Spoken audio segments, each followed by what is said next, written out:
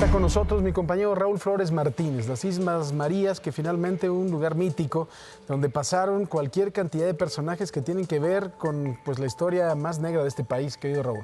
¿Cómo está mi querido Paco? Muy buenos días y buenos días al auditorio. 45,000 internos en estos más de 114 años de las Islas Marías, pero tres historias que se conjugan. Dos delincuentes, uno Pancho Valentino, luchador profesional, campeón mundial de peso pesado de la lucha libre mexicana, y también uno conocido como el Sapo, este delincuente que fue tipificado bajo el esquema de pistolero y un sacerdote.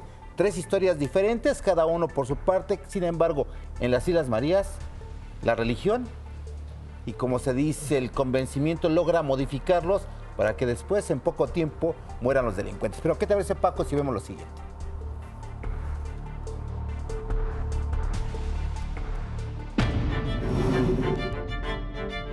Por más de un siglo, las Islas Marías albergaron a más de 45,000 reos de baja o alta peligrosidad. Sin embargo, dos son los que resaltan por su sadismo al matar y por ser parte de la historia que se formaron en el archipiélago de las Islas Marías. Los dos en su momento conocieron al sacerdote Juan Manuel Martínez Macías, alias el Trampitas, quien les cambió su vida. En los años 50, José Valentín Vázquez Manrique, mejor conocido como Pancho Valentino o Matacuras, era un luchador en ascenso que luchaba al lado del Santo. Con los años se convirtió en campeón mundial de peso completo de lucha libre. En 1952, con 4 matrimonios en su haber, atacó a su entonces esposa Andrea von Lusum, cortándole la cara con una navaja. Así inició su carrera criminal, que lo puso en 15 ocasiones en prisión. En 1957, planeó junto con Pedro Vallejo el México, Pedro Linares el Chundo y Ricardo Barbosa el Novillero robar la iglesia de Fátima ubicada en la colonia Roma de la Ciudad de México. Ahí fue donde le quitó la vida al sacerdote Juan Fullena Taberner.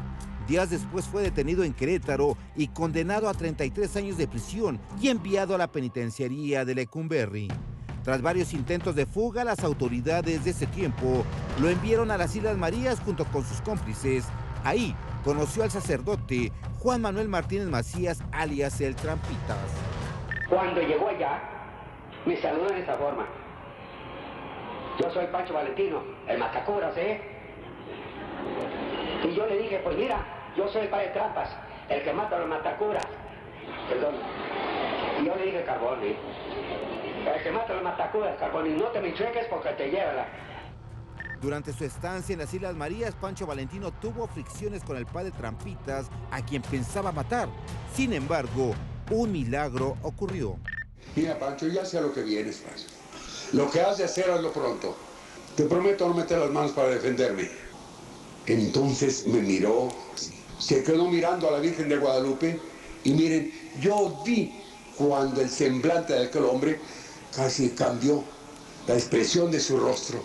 Se quedó mirando a la Virgen de Guadalupe y dice, no, ya no, madrecita, ya no. En los años 60 llegó a la isla José Ortiz Muñoz, alias el Sapo, considerado en su tiempo como uno de los asesinos más sanguinarios de la época. En su haber tenía más de 150 homicidios. Era un asesino sanguinario, inclusive en aquellos años llamó la atención de un médico, el cual al analizarlo lo detecta con el síndrome del pistolero.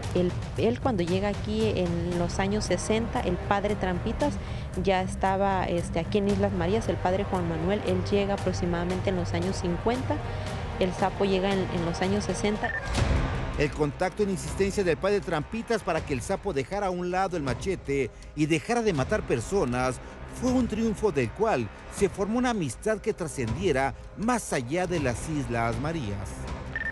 Cambiar ahora sí que la ideología que él tenía o involucrar un poquito la parte de la religión en la vida del Sapo como tal. Y es ahí donde cambia el Sapo, se da ese vínculo de amistad, ahora sí que deja el machete, pero lamentablemente ya se había ganado a lo largo de los años muchos enemigos, el cual pues aquí en Islas Marías es asesinado y enterrado en este panteón. El sacerdote Juan Manuel Martínez Macías falleció el 11 de mayo de 1990 en Guadalajara, Jalisco, y su última voluntad fue que lo enterraran junto a su amigo el Sapo en las Islas Marías, donde aún se encuentran sus tumbas.